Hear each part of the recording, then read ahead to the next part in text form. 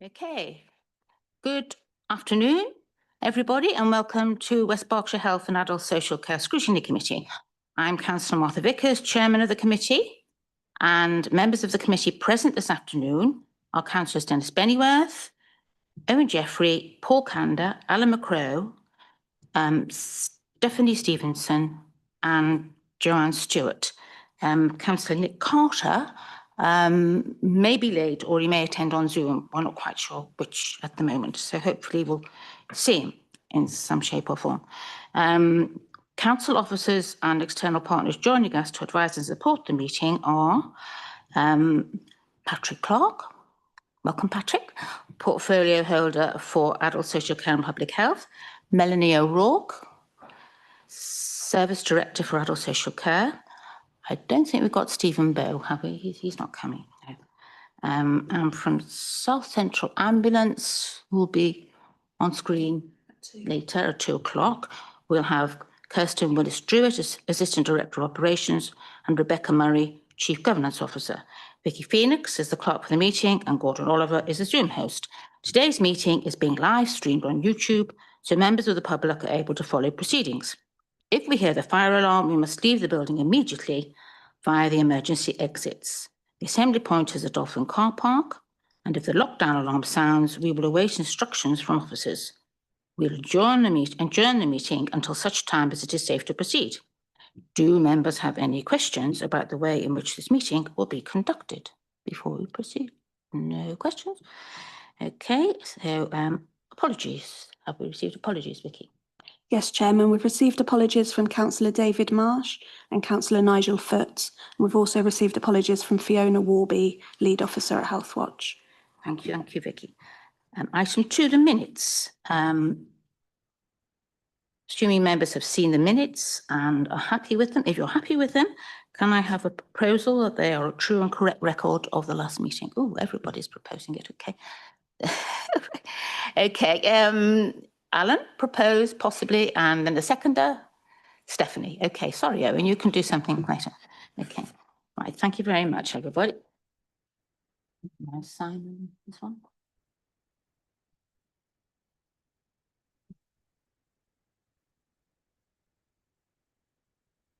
Yeah. Right. So, item 3, actions from the previous meetings. So you have your action tracker on page 13. Just to note what's happening with the various decisions, and have members got any questions or comments about? Yes, Stephanie? Yes, I've got a couple of queries from the minutes, please. One of them is about the Children's Mental Health Working Party report. The minutes say that it was confirmed that the report would be brought back to us in March now. Doesn't appear that this has happened. Do we know if any more progress has happened since our last meeting in December, please? This is something that Vicky and myself have been chasing. It seems there are some questions about the content of the report, and it's been delayed, which is disappointing because it's such an important task group. But now we understand, so it is out of our hands, you know, when it will be heard. But we understand that the report is finally going to the exec on March the 19th, and then it will come back to this June meeting. So thank you very much for raising that, Steph.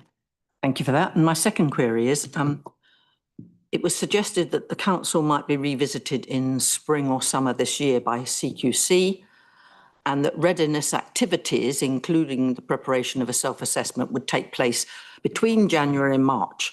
So my question is, has this happened? I think that Melanie or Paul might be able to answer that. I think we haven't got Paul, we've got Patrick. Melanie's going to answer. Thank you. Thank you. So the preparedness is nearly complete in terms of a summary report, which will be available for CQC. And behind that, we're pulling together and ensuring that all of the evidence, all the strategies, all of the other paperwork is in place. So we're making good leaps and bounds. Thank you. For that, thank you. Any more comments though from anybody? Right. Okay, So now we have item 4, declarations of interest. Any members got a declaration of interest for any items on the agenda? No. Joanne says no. No. Oh, Alan. My household has an item on loan from what was the equipment loan service. I've forgotten NRS it was. I'm not sure what it is now, but being as it's on the agenda later, I thought I'd mention. That's interesting. Okay, thank you. Yes, Joanne. I've changed my mind because I've just gone back to check that my standing declaration. I think I probably ought to declare that my stepdaughter and her husband both work for South Central Ambulance Service. They are emergency care assistants, so they're not involved in any of the administration or anything along those lines, but I just think it best to declare that. Thank you very much for declaring those, but that's still okay for members to carry on and attend the meeting. So thank you. Oh, Patrick. Yeah.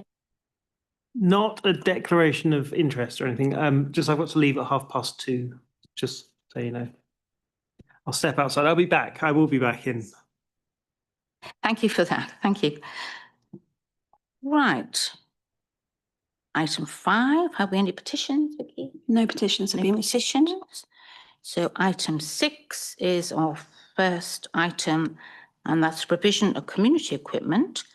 And we have Melanie O'Rourke, Service Director for Adult Social Care and Public Health, who's going to give us an overview of the report, which is in your notes, starting on page 21. Thank you, Melanie. Thank you, Chair. So the equipment service is a fundamental part of the work that we do in adult social care to keep people independent. The purpose of the report is to advise Scrutiny, the work that's been undertaken to manage the impact of the insolvency of NRS, the previous provider of equipment services. During the process, West Berkshire Council have been the lead commissioner, which involved us being the coordinator and the lead across all of the local authorities in Berkshire, plus the 2 integrated care boards. So a massive area of work. In June 2025, we were informed, it became clear that NRS were in financial distress. We coordinated a response to this with the partners and worked with partners in care and health on a national level to address this. Alongside that, we used an emergency response approach. So our emergency response team were heavily involved at the early stages. At that time, so at the time, NRS were responsible for 41 areas across the country, so a considerable amount. So it works out just under 1/3 of the equipment services. So a massive area of risk for ourselves. We worked with, as I say, with partners in care and health. In June, we were advised that the funding gap was at 20 million, and an approach was made to all the local authorities to see if that gap could be met by local authorities, which was not possible, as you can imagine. On the 17th of July, 2025, there was an extraordinary executive meeting to allow a direct award of a new provider, Millbrook. So that provider was already in many areas in the country and took over many contracts at that time. So we've been working with Millbrook during this period, with NRS entering insolvency in August 2025 and Millbrook taking over and starting to work with us. Their work was hampered because they didn't have access to a store. So they were working out of Surrey, which was some distance away. And so we set up an in-house model so that we were providing a sort of pseudo equipment service ourselves across Berkshire. So buying the equipment, setting up all of the mechanics of arranging for equipment to be ordered, getting that out to people's houses using our transport service, our in-house transport service, using some of the resources we have, some of the assets within the borough to store equipment and so on. So a really collaborative approach was provided across the council predominantly to make that happen. That ensured that the most critical pieces of equipment could be delivered into people's homes, and that was our primary goal that was agreed locally, but was also a sense nationally, was to keep people out of hospital, and if people are in hospital, to get them out of hospital, and also for end-of-life care. So those were the three critical areas that we were providing in that very early stage. At the same time, we've been working with Millbrook to mobilise, so they were able to access the store from nearly the end of October. So there's a period that we were providing the majority of that, with some access to Millbrook's equipment. So since that point, we've been working with Millbrook, to our new supplier, to get everything in place so that they can wholly provide the services. So we've stopped having that in-house provision, which has freed up capacity no end, and Millbrook are providing all of the service across Berkshire and the 2 ICBs. The areas that we're still working on, I suppose it should be noted that normally a contract of this size, complexity, with so many partners, would take in the region of 18 months to get in place from start to finish. So the work has been on such a rapid scale. There's an updated Section 75 agreement that's been drafted and waiting partner sign-off, and a final contract is being worked through at present. In terms of with NRS being in receivership, a final invoice has been sent to us for payment. But what our response is we have had to pay money across all of the system partners to get an equipment service in place, to do all of these things. Our approach is we are saying that, as are many authorities, that needs to offset the sort of final bill from NRS. So that's the only kind of couple of bits that we're still working through. Yeah, it's been an interesting time. As I say, some really good collaborative working. Sometimes adversity brings the best out. Can I just add to that? The officers spent an awful lot of time arranging meetings and worked incredibly hard to make sure that they were coordinated, and that the full extent of the potential problems were assessed. It was, an impressive amount of work. Yeah, sorry, I didn't turn my microphone off then. So apologies for that. Yeah, I mean, it's reading the report, it's terribly stressful time for your staff, and I think we can probably feel proud of the council's adult social care department for the work that they did, coordinating everything, and so thank you for that. Right, we've got I think Alan. Thank you. I was going to congratulate our officers on achieving a lot in a very difficult period of time, and but I'm not aware of any kind of complaints emanating, so I think things have gone pretty well. There's one thing in the kind of action plan I'd like to draw attention to, and that is that to regularly review the credit status of contractors, and this has also come up in the project management task group, because there has been other contracts where contractors have got into financial difficulty. So to do that, we might be a little bit more ahead of the game if let's hope not, but if this kind of situation occurs again. And lastly, just one question. Some of the equipment needs regular maintenance. So are we in a position, or is a new contractor in a position to pick up on that, please? Thank you. So in relation to the servicing of equipment, there are obviously regulations to do so. It is a massive piece of work. They are the team at Millbrook. We meet with them regularly to look at how that work is being done. So they've got everybody trained that needs to be trained, and they're working through all of those pieces of equipment, looking at the highest risk pieces first, and then working through. By the end of June, that will all have been completed, but that's been a priority for all of us to ensure safety. Thank you. Thank you, Alan. Councillor Stevenson.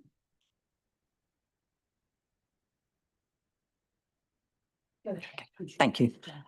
Yes. I'd just like to state something before I ask a question. I want to add that I read the full Resilience Forum Incident Structured Debrief report, and I thought it very interesting and very thorough. But I want to add that the response from the Department for Health and Social Care was appalling. They took no responsibility at all. So if local authorities over the country affected by this bankruptcy could not handle those outcomes, they had no interest in that matter at all. The fact that we handled it, bravo to us. And the second disturbing aspect I read was that health and local authorities felt that they were held to ransom, being denied access to the depots like the one in Theale. So in my mind, business aspects, profits, reputations, all put before the users of the equipment, people depending on that equipment. I think that was very bad indeed. So my question is, will the Thames Valley Local Resilience Forum follow up on the matters that need improvement, but also all the matters that were of concern in this company collapse? Okay, want to comment on that, Melanie? So in terms of obviously this is something that was a national issue. So as alongside the resilience meetings we've been having, there are national resilience sort of debrief sessions. So Paul Coe has already been to one as exec director. I have one planned. So all interested partners and parties are involved in that to be able to provide that feedback. Can I just ask the lack of the involvement of Department of Health and Social Security? I mean, how would their involvement have helped? Could they have activated, you know, made sure the depot wasn't closed down? How do you envisage they could have helped if they'd actually been interested? I think primarily it would have been to see if there could have, for NRS, to see if that could have been lengthened. So if there could have been some financial investment at that period of time to give a little bit more time to have made arrangements, that's one area I think would have been helpful and was beyond each and every local authority to do so on our own. Have the 6 authorities, has that been fed back to DHSS or some? It has. So your dissatisfaction with the lack of support. Yeah. So we were working alongside support from Care and Health to be our conduit nationally to inform DHSC what the issues were and what those risks were. So we're working very closely together to have a coordinated response. Thank you. Thank you, Madam Chairman. Well, I think probably many of the points that I'm sure all of us will be making very largely the same comments and observations and questions. The one that I 5.2, NRS advised in June 2025 that they had a structural funding gap of £20 million. How? There are plenty of people in this room that have either run or been involved in businesses, and to get a funding gap of £20 million takes a little bit of doing, even if you are a big organisation. So I think that's a question that we're entitled to ask the appropriate bodies as to how that occurred, and without it being brought up as there is a financial problem beginning to occur in this particular service. 511, the local depot didn't facilitate the transfer of customer information. Lack of access to the depot is a significant limiting factor. I think there's got to be some guidance, some determination from government, whether it means putting a new law in place or whatever, that says that a service like this may not be permitted. Famous last words. Every time we hear that a local authority is going to be bankrupt, the one thing it can't be in this country is bankrupt. But this is a business and it can be bankrupt. A service like this cannot be permitted to be run in a way that causes it to be literally bankrupt. And the result of being bankrupt is that nothing at all could happen. So I don't think it's. I'm not trying to ask a question within this particular committee. I'm saying that I think we should be routing some of our joint concerns through to government, perhaps using our MPs as appropriate, because this is not an acceptable way for a element of the health service to be run. It is not an acceptable way for it to be run. Thank you, Erin. I think in the sort of the outcome of the work that you've done, I think, does it improve the oversight of the companies? Isn't there some action I think I saw in the notes to prevent this happening again? So on a local level, obviously, we're working extremely closely with our new provider. From a national level, we need to be mindful that there are few equipment service providers in the country. So, yeah, One less. one less. So there were 3, and now there's 2. So did I say more? No. So we're now in a duopoly. There are 2 main providers across the country. There are some slight variations. So where there's traded companies within local authorities, there are a couple that do that. But in essence, there are 2 providers nationally. So from a national perspective, goodness, God forbid if something happened, we would be in an absolutely dire position. So that's something that's being looked at through the Association of Directors to ensure that we are thinking about how we commission such services in the future. Okay, thank you. Councillor Stewart. Thank you. I agree with everything that's been said so far. Really interesting to read the report, and much like I'd like to say this great nation, when the chips are down, people come together and they really support each other. And I think this has been really clear from the conversations that we've had, but also from this report. So lots of learning, which is fabulous. The report itself, with sort of the actions or lessons identified, we don't have owners on there and timelines. So who owns this plan, and who is going to make sure that these actions actually do take place, and we really get, as robust a situation moving forward as possible? Thank you, Councillor Stewart. Thank you. So from the beginning of this this event, we have had a battle rhythm. At the beginning, it was 7 meetings a day. It is now down to 1 a week with our key stakeholders from the other areas. We're looking at how we go into our business as usual kind of space so that we can make sure that we're addressing things as we go forward. So it would be through our normal, so the owner would be Paul Coe as the executive director, alongside working with our commissioning colleagues to ensure that as the lead commissioner, we lead that piece of work, but with collaboration from those other partners. So I take the note of making sure we've got actions, names, dates, etc. We can make that amendment, but the battle rhythm will change into that business as usual, and that action plan will be part of that commissioning arrangement and partnership. Thank you. Thank you, Councillor Stewart. Councillor Kanda. Yes, thank you. And yeah, I mean, obviously, great work done by the team. I mean, everyone said it, and it's true. On the other aspects that have been picked up by everybody, and having been on a couple of task and finish groups, I think planning ahead or thinking ahead now that this crisis has happened is obviously going to help shore up and make sure these sorts of things don't catch us out in the future. So a couple of questions maybe to consider, I don't know. So in terms of the Millbrook pricing, was that significantly different to the NRS pricing?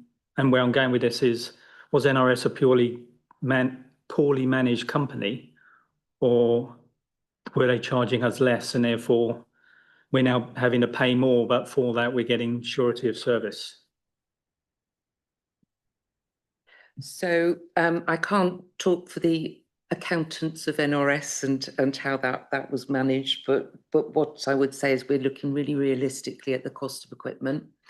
We can't have another failure, and so we're we're obviously working closely with Millbrook to make sure that the cost of equipment, obviously from a value for money perspective, but we need to make sure that they have the funds to be able to run the service effectively, and we don't have this position. So just as a follow-up, then, are you envisaging the overall service costs on an annual basis to therefore rise outside of the setup costs that you had to pay that you're going to try and recoup from the final invoice? I think it's not it's not a straightforward response, because I'd say so the occupational therapists and the staff that will go out and assess are called prescribers. So they will assess and say, this person needs X, Y, and Z equipment. What we've found is prescribing habits have changed. So there may have been some over-prescribing, so more equipment than was actually necessary. So I think there's been a behaviour change in how we provide, not to adversely impact on individuals by any stretch of the imagination, but just looking at doing things differently. So creativity has come out of this. So we've seen that where we've got all the things that we should be able to provide, we're seeing that there's a lower level, but things might cost a bit more. And so we hope that we will be able to sort of balance the two out. Thank you for those questions. I was just going to ask, how did you manage this problem, not being able to communicate what was going on to your clients? That must have been really difficult, because they must have been feeling the effects, and yet you couldn't explain, well, it's not our fault. And also you mentioned the effects on clients, that it actually had effects on their health through staying in bed longer, actually. I mean, have you quantified those effects, and what's the most severest effects? I mean, did somebody die because they couldn't be moved or have suitable equipment, or was it just very debilitating and got in the way of their recovery, I should think? I think probably those critical pieces of equipment, if there's analysis of the impact, the physical impact, that would be something probably the acute trust would be able to answer. We know people were staying in hospital for maybe a few more days because we had to try and get the equipment out to people. So there was an adverse impact from those perspectives. But obviously everything we were doing was trying to mitigate that ensuring, avoiding hospital admission, getting people out as quickly as we could, and end of life care. So those three priorities really helped us, know where we should be. By having our own sort of equipment, standing up our own equipment service, that will have impacted positively for people. So there was little impact. So we were doing our best to make sure that the impact was as limited as it possibly could have been during that period. But a lot of extra work. Yeah, a lot of extra. Councillor Clark. Yeah, I'd just like to add in there, I remember at the time, the aspiration was that people shouldn't experience the change. The most people should experience, aside from, delays in hospital, are a change in a phone number, but actually the delivery of equipment, the service provided should remain very similar. So the adult social care team and people from Millbrook worked very hard to make sure that the effect wasn't felt particularly strongly. And certainly, again, at the time, I wasn't aware of any complaints from people, which, is a very favourable reflection on the way that people worked, particularly if you compare our offering to those of some other neighbouring councils, which did receive complaints. Really? So that wasn't the same in all the countries? I think in Hampshire was... Hampshire's always... Well, Hampshire. Say no more. Right. Well, I mean, I think obviously the team should be congratulated on the work that they did. We've all said that. And stressful time, but probably lots of learning. And thank you to all the... How many staff are we talking about that actually coped with all of this?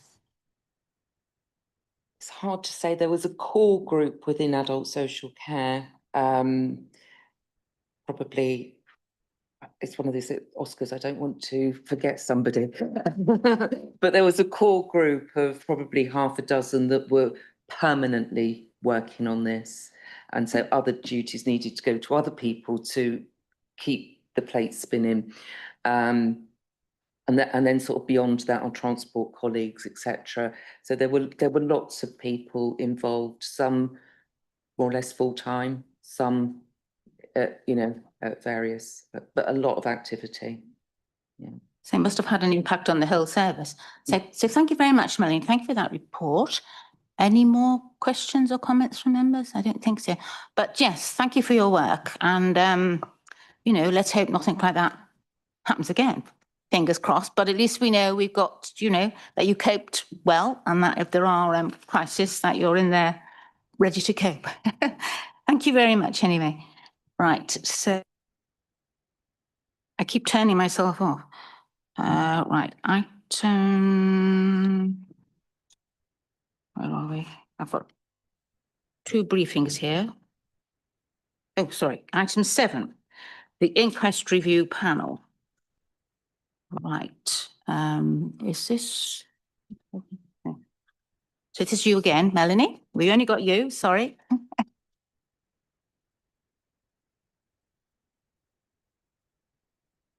Thank you, Chair. So this briefing is to advise Scrutiny of the work that we have been doing with the inquest panel, which was originally set up in 2022 in response to an increased number of cases whereby adult social care were approached by the coroner's office for information or as an interested person as part of their work and their hearings. So a panel was set up to ensure the governance was in place to be able to look across that. Previous report came to Scrutiny in 2023, which outlined the development, the creation of that group and numbers at that time. So the panel meets 4 times a year. It's chaired by myself as Service Director for Adult Social Care, and there's a range of operational colleagues, our safeguarding team, our legal team, and insurance. So we focus on corporate oversight, making sure that we have everything in place where the coroner has requested information, that we are supporting colleagues who might need to go to the coroner, and with legal support as and when required. In the last year, we've been looking also at where we've seen a complex situation which has resulted in death that may or may not go to the coroner, but we want to take the learning and we want to see if there's anything as adult social care or with our partner organisations could have done things differently. So in the table where the numbers are, there are some which we haven't been approached by the coroner, but we are interested in learning from those deaths. So we look at if there is any learning, if there's things we can do differently, if we can do training, for example. And there's no discernible pattern to the number of deaths. It is the number that it is. So obviously the purpose of meeting regularly is to ensure that we have that oversight, and if there are any patterns, if there is anything in a particular ward or area, if there's anything, we would be able to pick those issues up, but to date that hasn't been the case. So in the last period, the 5 deaths went to inquest with the coroner, and in only one of those, adult social care were offered advice. So they cannot enforce anything on us as adult social care, but they can offer advice. And that was for an upgrade of a recording system in a care home, which was followed through. Sorry, an upgrade of? The recording system, so how records were kept within a care home. So, and that was completed. The themes that we have seen, so sometimes we might submit information, but it doesn't go any further. Sometimes it does go through to a full hearing. In terms of the deaths that we review, the themes mostly relate to substance misuse, homelessness, mental health, and sometimes the interrelating issues between those. So that's been the area that we've been focusing on most, to ensure that across adult social care, mental health services, that are through health, all of our partners, our drug and alcohol services, that we work effectively together, and we're continually having those conversations. There is a new role that has been created, which is across Berkshire Health Foundation Trust, Public Health and Housing, and it's called a COMAD, which is a co-occurring mental health, drug and alcohol worker. Now, this role is new. There's some pilots within the country, but it's looking at how to support people that their lifestyles could lend them to death, unfortunately. So working with these people to make sure that they're getting the support that they need. So it's a community post, and so that post is person has started and they're now in induction, but that one where we've got that correlation between those three areas, that's going to be a real help for us to support people that are in crisis or unwell. So that's one of the good outcomes. The training for staff is about always making sure that they're aware of risks, issues, that we work collaboratively. So, for example, next week we've got a partnership learning event across mental health, CMHT, our own mental health services, and our locality teams to see how we work effectively together, how we can make sure that we are taking any learning from things such as this, or and use each other's skills. So that's one area. And where we've seen that number of people with a substance misuse issue, we've invited Public Health, who are the commissioners of the Drug and Alcohol Service in West Berkshire, to these meetings so that they can be part of that, and obviously monitoring contracts around those services can work effectively with the drug and alcohol provider. Thank you very much. That's interesting. It's an interesting report. So, I mean, you say in the summary that the number of times you've been approached has gone up, but that's to get more learning with a view to prevention, because your aim is to try and prevent these deaths, even though they're not a large number. Every death is really important. So, and they're mainly substance misuse. Can I ask what, I think you commented on the training. So the training is about awareness and recognition of when somebody has a problem, but are staff also trained in, I don't know what the antidote is, but when somebody has a drug overdose, I mean, there's training in quick response. I think there is some medication that can be given, which generally staff who work with people who are at risk of, who take drugs, risk of overdose, generally are aware of and have on their personal or have access to it. Is that part of the training?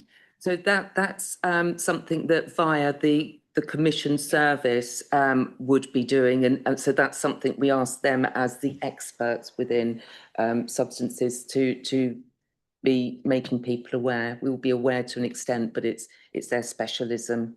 So we draw the line to sort of trying to be the specialists that they are, but it's that awareness, what services are out there, what might be signs and issues that we need to be tapping them into other services. Okay, so more signposting. I'm just aware that groups in the community that work with people who are homeless and liable to abuse drugs are now, I think, relatively routinely trained in being able to administer. So, you know, so they're there for it. But that's an interesting report. Oh yes, Councillor McCrae. Thank you. There's quite a lot of mentions of adults in this report, and the fact that you chair the panel. Unfortunately, of course, there's sometimes inquests into children and young people's deaths. Would they come under this panel, or is there a separate mechanism? There is a separate mechanism for children, which will also be chaired by the Service Director for Children in that instance, but we work to the same framework and guidance, so we have a policy within the council for both of us. Thank you. Councillor Kander? Hi, just quickly, is this panel report, etc., regarding people who are in full-time care, council care, rather than in-home or part-time care? It could be anybody with a vulnerability, so we may not know the person. It may be, it just comes to our attention, so sometimes we might not know somebody. On the whole, somewhere within the system we'll know the person. Okay, thank you. Any more questions, comments? No. Well, thank you very much. Thank you for that report. Now we have on screen, I think, representatives from South Central Ambulance Service, Kirsten Wills-Druitt, Assistant Director of Operations, and Rebecca Murray, Chief Governance Officer. We had, I don't know whether it was yourselves last year, but we had a report from you about the same time last year, wasn't it?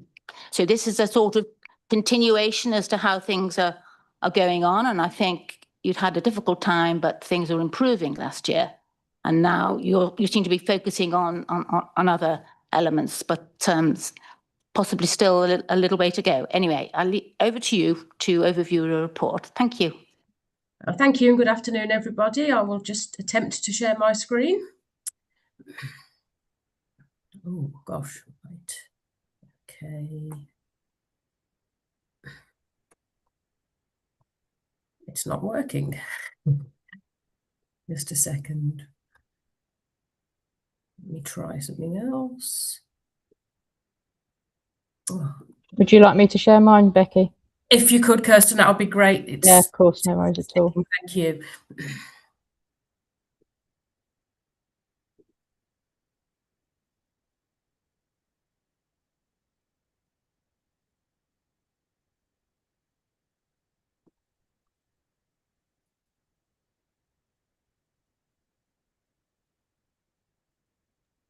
Can you see that now? Yeah, we can. Thank you. Oh, well, okay, I can. Because once it's on my screen, I then can't see you. So apologies if I do a little vague.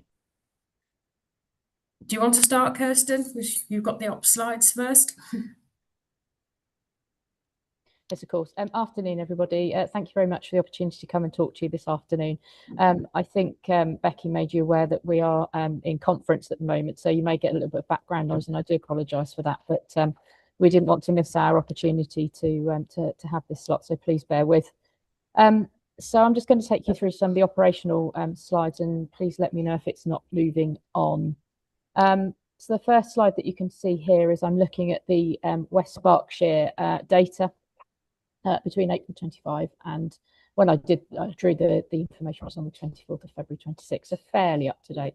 And what you can see there is just a snapshot of the demand specifically to the West Berkshire area. To the left-hand side, you get our category 1 mean and our 90th percentile factors.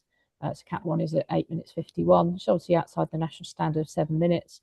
And the Cat 2. The Cat 2 is at 31.32, which is not quite where we wanted it to be. We wanted it to be at 30 minutes. And this year we're actually looking to reduce that further in line with government guidance. But the positive thing is you can see our hear and treat, so those patients that we don't actually go and see at all are dealt with it primarily over the phone in our contact centres and our control rooms, has gone up to 17.2%, which is a positive, a good news story. And similarly, see and treat 32.1%, which means that we're keeping more people out in the community, is what we're aiming to achieve.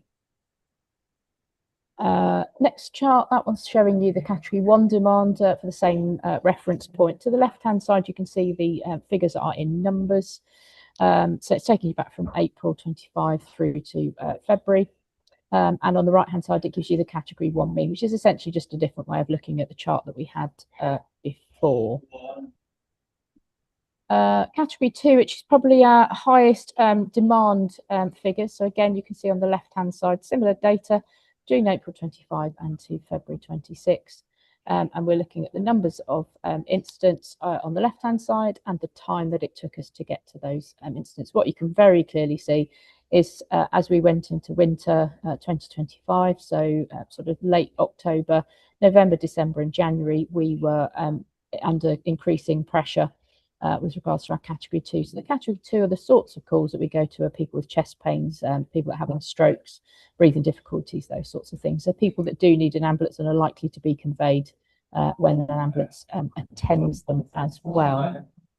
One thing of note that we did have during this reference period was a business continuity incident. I'm sure many of you will be aware of.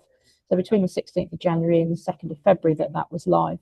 At the time we were in resource escalation level 4, which indicates that we're under significant pressure and we had to navigate our way through that.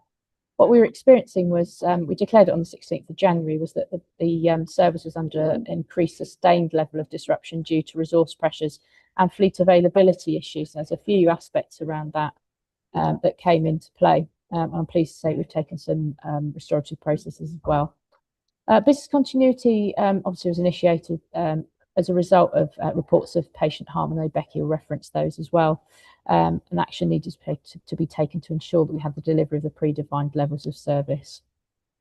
Availability of vehicles was a really key issue for us at the time, and which was preventing us from being able to resource those incidents with an ambulance to get to those patients in most need.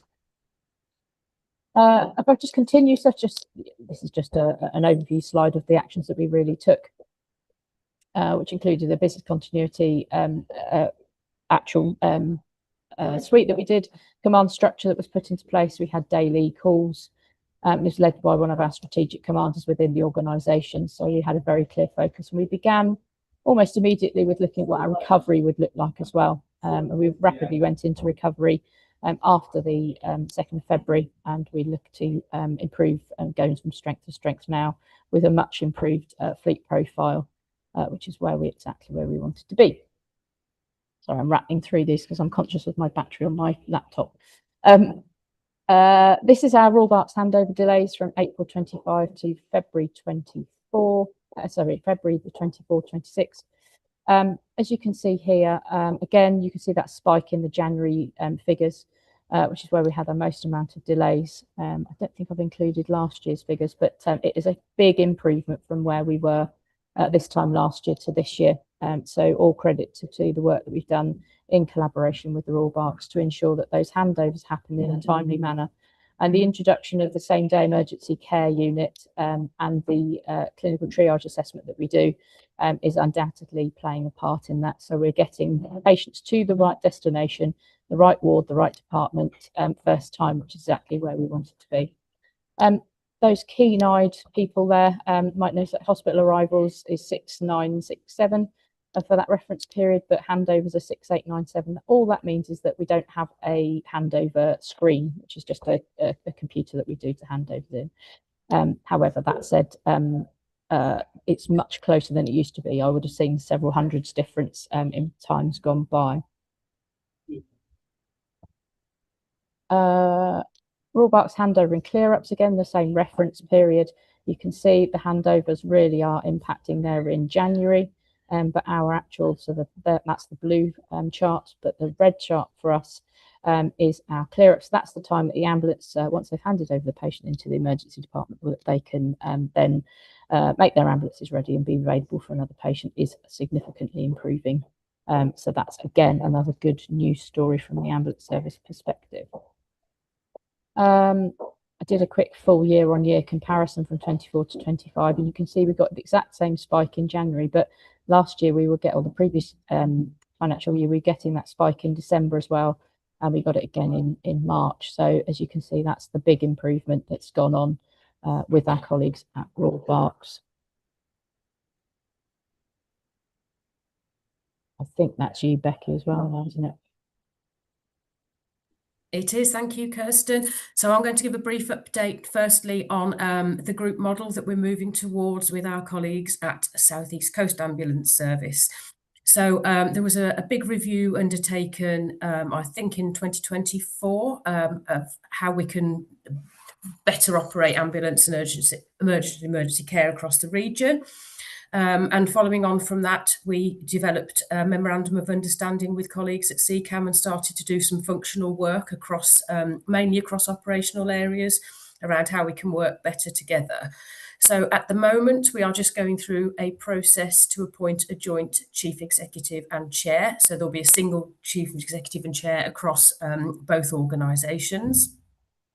We're establishing joint governance to support us in the transition, and then when the new chair and chief exec come into post, it will be for them to decide on the structure of the organisation. So this also aligns to the single regional lead commissioner that's just coming into force now, and the aim of this is to enable us to reduce health inequalities and inequalities in service provision, because at the moment CCAM and SCAS are commissioned to deliver different response times. So we're working to create an operating model that's common across both organisations and also aligns to local authority and neighbourhood health boundaries. And over time, we will then look to how we can consolidate back office functions, corporate services, and reduce some cost and improve sustainability and resilience. Can we move that on, please, Kirsten?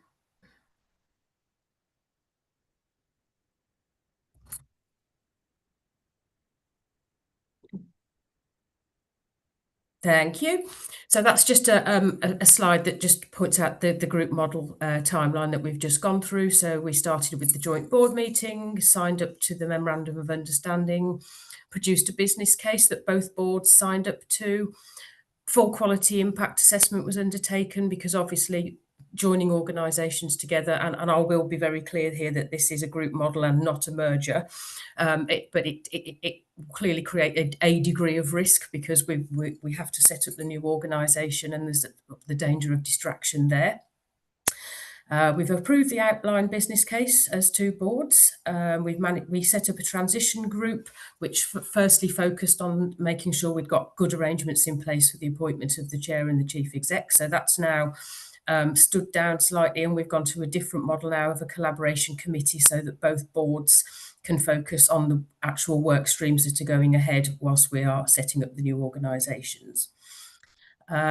So we have a microsite launched, so people can understand what we're trying to do with this group model that we're moving towards. We've got the recruitment schedule, and we've got information sharing agreements so that we can safely and lawfully share information between us, which will help us to do some of the work that we need to do. And then we'll have a committee in common. So that's met once and it's due to meet again next month. Can we have the next slide, please? Thank you. So the benefits of the group model then. So we are very, very clear as both organisations that this is for benefit of patients. So we're trying to level up care, as I've talked about. We are commissioned differently at the moment, and with the single commissioner that we'll have in post, we can hopefully agree a joint commissioning specification across both organisations. Standardising our clinical pathways, because they're very different across the geography, and reducing variation, and creating alternatives to emergency, to conveyance to emergency departments, so thus easing pressure on our colleagues in the acute sector. We know that response times are not where we need them to be. We're not meeting national standards, and that does, and I think Kirsten can probably speak more than I can from this, but it really does impact our staff when they can't get to patients in time. So we want to build that greater autonomy locally at sector level, so that staff feel more empowered to take action, and also creating career development opportunities. So some of the work that we're doing now is looking at how we can train and educate our staff across both organisations. So for the system as a whole, better population health management, so using the data that we have to improve pathways. And the report that was commissioned that started off all this work identified about £40 million of savings across the region, just through better care navigation and that reducing that pressure on acute colleagues. So again, I've talked about the back office functions here. We can do things jointly. We can help save corporate costs and increase the sustainability of both organisations. And again, I've already referred to the fact that there's going to be a level of disruption for both organisations as we go through this significant change. But we are, as a board, very focused on those risks and managing and mitigating them. Can we move on, please? Thank you.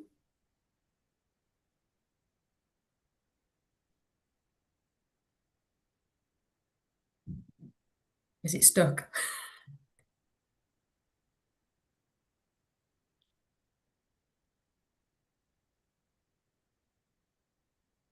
Oh, I think Kirsten has just dropped out. I do apologise. Let me try. Maybe just quickly talk us through the final bits. I mean, we have got them here. Okay, so I will just go through, just finding my own slides now. I do apologise. We've put, some of us have got a paper copies. Okay, great. Okay. You've got them on screen, so don't worry too much. Unless you just... I'll just talk through them. I can't see you all now, but I'll talk through them. So as I've already said, we've got the process for the joint chief and chair, chief executive. So we appoint the chair first, and then the chair appoints the chief executive. We've got a programme of work underway, which is the functional work streams I referred to, so digital alignment. So we, both of us, our contracts for our computer-aided dispatch system and electronic patient records are up, so we're going to try and work together on that, so we have a single system. That operational alignment, same structures across both of our geographies. We need to develop a strategic estates plan because we've all got estate and some of the SCAS estate is not in the best condition. So we need to work up that and work out what we're going to do. Corporate services consolidation, improving performance and patient outcomes. So we've, as I said at the start, we focus very much on patients here and developing a single communications approach. So just a quick update then on our Care Quality Commission, because as you'll be aware, we were rated inadequate in 2022. We've successfully exited the recovery support programme, so colleagues in NHS England were sufficiently assured that we've got the right processes in place, that we no longer need to be within that programme. We then underwent 2 unannounced service inspections in May 25. So Emergency Operations Centre, we got rated good. Emergency and urgent care was rated requires improvement. We then had a well-led inspection in January 2026, and 50 odd people were interviewed as part of that across the board and senior leadership and subject matter experts. We don't yet have the report from CQC, but no immediate concerns were raised with us at the time of the inspection, which is positive. And some of the areas that they explored with us, we were already aware of, and it's already within our Fit for the Future single improvement plan, which is what I think I updated you on last year when we just developed it. So we're now in year 2. We have 5 strategic objectives, and all of our improvement work is linked to those. The board and the board committees have oversight, and we last week just went through a process of refreshing the plan for 2026 and 2027. So I'm happy to leave it there, but very happy to take any questions that anyone may have. Thank you very much for that, Rebecca. We've lost your colleague. She's not coming back, I assume. Yeah, I think her laptop started. We were all having problems with Wi-Fi and laptops being off-site. Got you.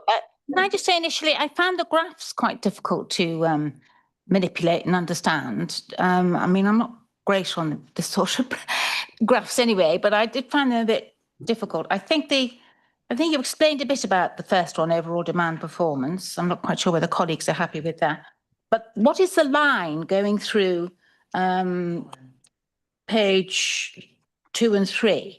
Through the 2 graphs there, what does the thin line going up and down? What's that for?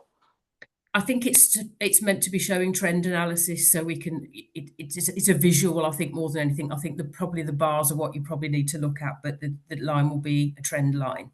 I think that's what that's intending to show. But obviously, it's difficult without Kirsten here. But that's what we would normally use. Don't worry too much about that. Okay. Well, I mean the bars are fairly clear, although the writing's a bit tiny.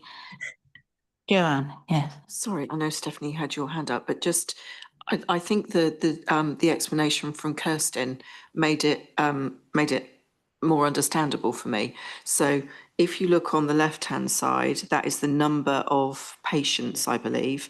And then on the right-hand side is the time that it took to reach them. So Yes. that line is showing you the time that it took to get there. And I completely agree with you, because I was also lost until that explanation was said.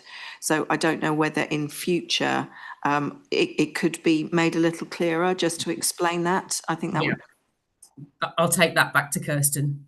Do apologise, it's confusing to read. Okay, thank you, and thank you for pointing that out, Councillor Stewart. Councillor Stevenson. Thank you, Chair. I'd like to really get down to the nitty gritty. That I've worked it out that over 18 days you were under a business continuity incident. So it was significant and it was recognised locally and nationally, as we all hear.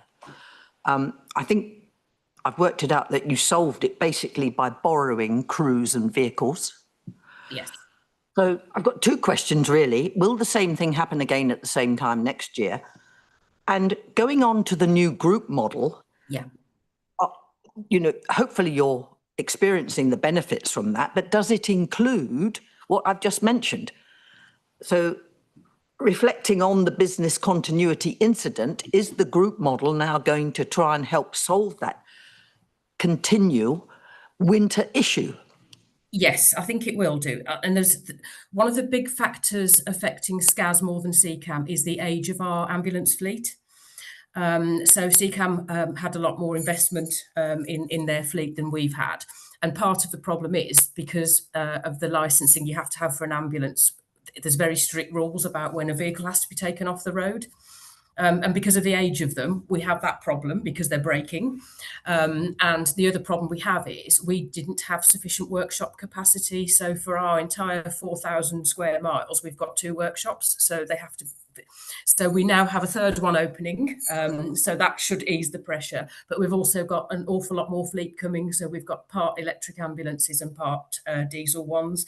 So they are literally in the production as I'm speaking to you now. We're expecting delivery of them every day. So fleet is not the only issue. Obviously, winter pressures will always happen, but we're also doing a lot of work around rostering as well with our staff and how we change the way we do rostering. So whilst it's not an integral part of the group model, it's an integral part of our Fit for the Future plan. So fleet is a huge thing amongst that, and also changing the way we work. But what we're doing is taking the good practice from CCAM that we can take, and trying to adopt that across both organisations. So I think it's very much a learning experience for both of us. So, we do things well, CCAM do things well, and it's about how do we share that learning across the organisation. So whilst I can't sit here and say we wouldn't have another business continuity incident, we are minimising the risk of that through the plans we've got in place.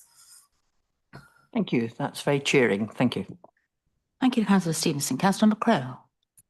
Thank you. I was looking at the, there's just a bit from my screen, the handover and clear up delays chart. And I wondered I understand handover delays. I wonder if you could explain what clear up delays are, please. So I think that refers to getting an ambulance ready to put someone else into it. So obviously you've had one person in it. There has to be a process of cleaning and all of that. I believe that's what that. I am not an operational person. I do apologise, but I do believe that's what that is. It's a make ready process, so the ambulance is good to go again for somebody else. Yeah.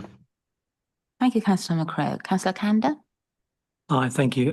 So I guess a couple of things. Back to the previous point we had with regards to clarity of the reports. Yeah. If you take the second page, which is the overall demand performance, for instance, we talk about Cat 1 mean is 851, and I think you said it should be 7.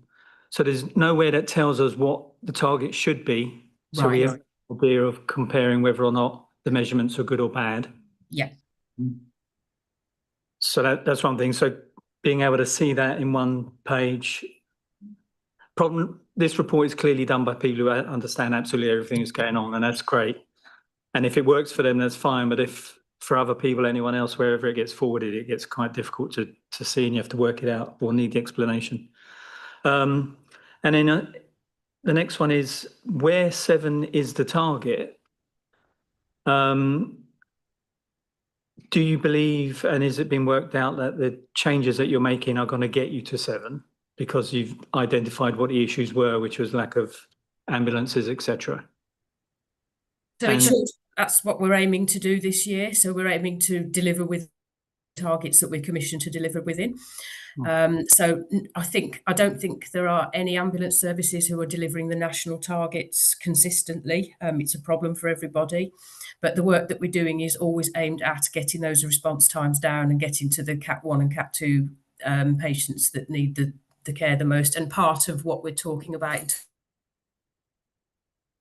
our strategy to be a care navigator, is stopping those unnecessary conveyances to hospitals, because we know that congests A&E, and we also know it's not good for patients. So everything we're doing within Fit for the Future is built around getting the patient, as Kirsten said, to the right place, because not all patients need to be conveyed if they can be safely treated at home. So we're looking at lots of different models of working, again, with CCAM, because they have different ways of working and different staff to the staffing that we have. So that everything within Fit for the Future is aimed at us delivering that. Thank you. So a couple of more questions. Sorry, I can be a little, what's the word I'm looking for? Over the top sometimes. Pedantic, yes, maybe is the one. In terms of the vehicles and operationally, are the vehicles currently used 24/7 apart from their clear down times and in the restaffing times? And the reason I'm asking this is because I'm seeing a lot about the use of electric ambulances. Yeah. And the problem I see with that is charge time. So if Yes. they're being used 24/7 with charge time, there's no longer going to be 24/7, and therefore you need additional vehicles. And has that been taken into account, I guess, is a question. It has. So the move to electric ambulances is a national directive almost, and it will have its own problems, because obviously, yes, there is downtime for charging. So we're now getting vehicle scheduling to build that in, because obviously we don't want the things not working because they're not charged. But we're now going through a big process with staff to encourage them, when you go back to base for a meal break or wherever, whenever you go, plug it in. So yes, we have plans around all of that, and we're also changing now. We've got the third workshop, the frequency with which we do routine maintenance on vehicles to stop them breaking in the first place. So all of that, we now have a fleet director who's he's come from industry and very much on it in terms of how we manage the fleet.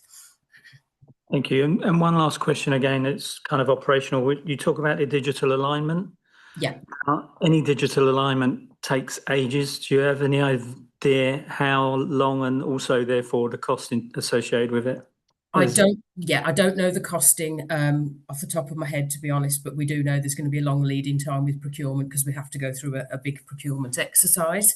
But we have decided to do that jointly so that we can have one system across both organisations, because that will then stop some of the issues that we've got at the moment. So believe it or not, CCAM's ambulances are slightly different to SCAS's. So you'd have to get staff to understand how what they've got on board and how their systems work. So there's no national spec for ambulances across the country. There was talk of that, but it hasn't happened yet. So when I joined, I assumed an ambulance was an ambulance, but I've learned an awful lot about fleet issues and things I never thought I'd need to know about, I have to say. But and I think digital alignment is the right thing to do. Absolutely. Don't get me wrong. It's just often the time and the money is not calculated properly within things. But if the new CEO or what have you is coming from the industry or business, then maybe he does I assume it's a he, so apologies if not. We don't know yet. We haven't appointed. So, but yes, but that is definitely something we've agreed to do together, because it makes sense. Thank you. Thank you, Councillor Kander. Councillor Bennyworth. Thank you, Chairman. Actually, Councillor Kander's preempted me, and I think my question's been answered. So, thank you very much. All right, Councillor Stewart. Thank you. I'm interested in the clear up statistics, and I appreciate that you may be wishing that Kirsten had brought her power pack with her, but and I can understand that the ambulance needs to be made ready for the next patient.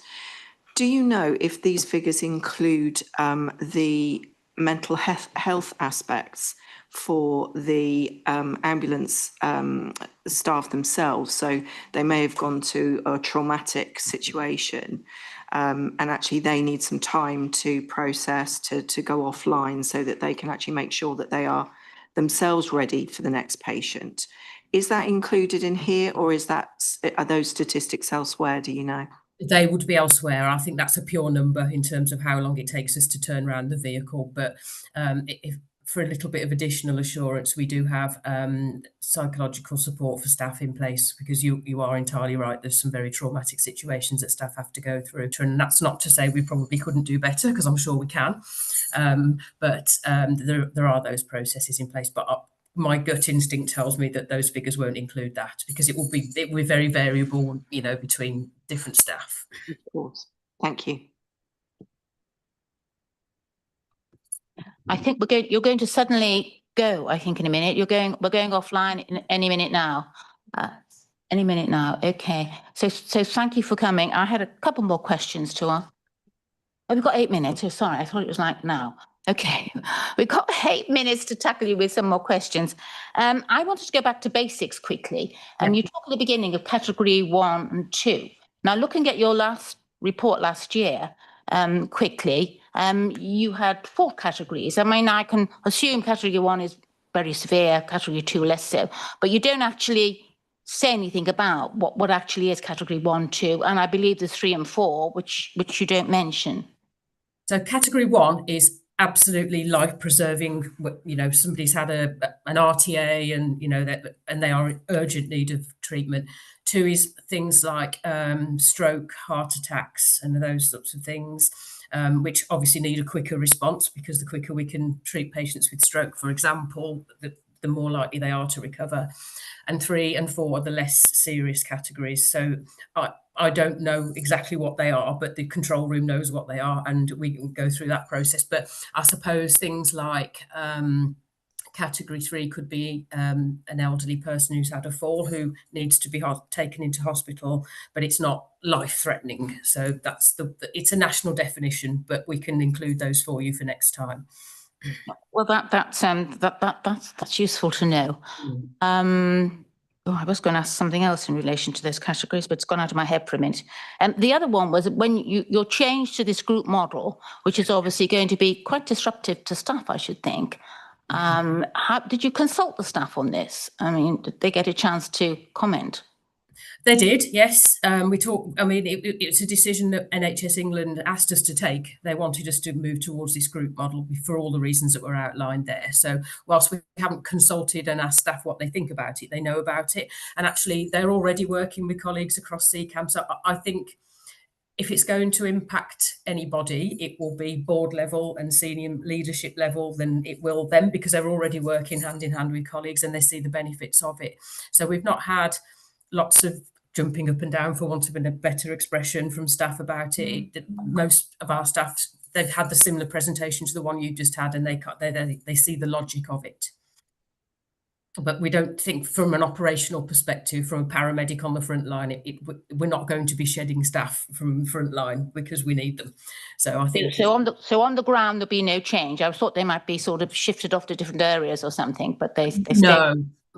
I think the way that the work stream's running, we're trying to create a similar structure to CCAM. So we've got common structures in place, but I think moving staff across what will be 10,000 miles of the country is not going to be practical. So there may be small changes and different ways of doing things and different ways of working, but I don't envisage we're going to be asking paramedics to go and work somewhere completely different. Okay, if there's time, and I'm prepared for you to just go poof any minute now. I was thinking about, do you get many inappropriate calls? I mean, I know you get some, but do you not consider anything inappropriate because people are worried? But we all know that people call an ambulance when they don't need to, and which is a sort of awareness raising education bit. Is that listed, and is there anything one can do about that? Is that you, or is that public health, or who should be doing something about that? I mean, I think public health messaging would help, but you're quite right. People are concerned and they will call an ambulance. But we also run the 111 service, so we can transfer between the two. So the call handlers are obviously trained to go through the algorithm and put people into the right places. So in terms of inappropriate calls, I'm sure we do get them. I don't have stats and I don't know what they are. But, you know, one could argue that if somebody feels it's an emergency, then it is to them. And it's for us to stream them into the right place. But we've also started running what we're calling hear and treat and see and treat. So we can actually look at somebody on an iPad and decide what, do they need an ambulance, or do they need a first responder, or do they need something different? So that's part of our overall strategy as a care navigator, to make sure that people get to the right place and the place where they'll benefit the most from the treatment, rather than the standard response of just sending out an ambulance, because that's not an efficient or effective way of working. So I'm pretty sure those in the call centre will tell me they do get inappropriate calls, but it's for us to stream them out and to make sure the response is appropriate. Yeah, they just point them in the right direction. Yes. Any more questions, anybody? Any? Well, thank you very much. That was interesting. And you had lots of questions here from our members, and I'm sure we'll be seeing you again next year to see how things are. And good luck with your improvements and your group working. Let's hope.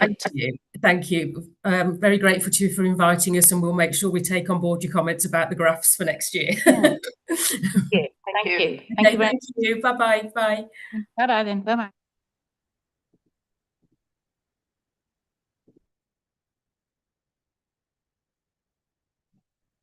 Is that something's the matter with the computer then? Yeah? It's the host computer. Oh, the host, right. So that was their time up. Okay. Right. Item 9, members, is a Health Watch update. We don't have Fiona with us today, unfortunately. I think she was hoping to be here, but she can't. But you do have a report on page 61 of activities that Health Watch is undergoing, and despite their small staff, they still are being quite effective. And I think we're aware of the plans to wind up Health Watchers across the country. But until that happens, I think we've got another year or so to go.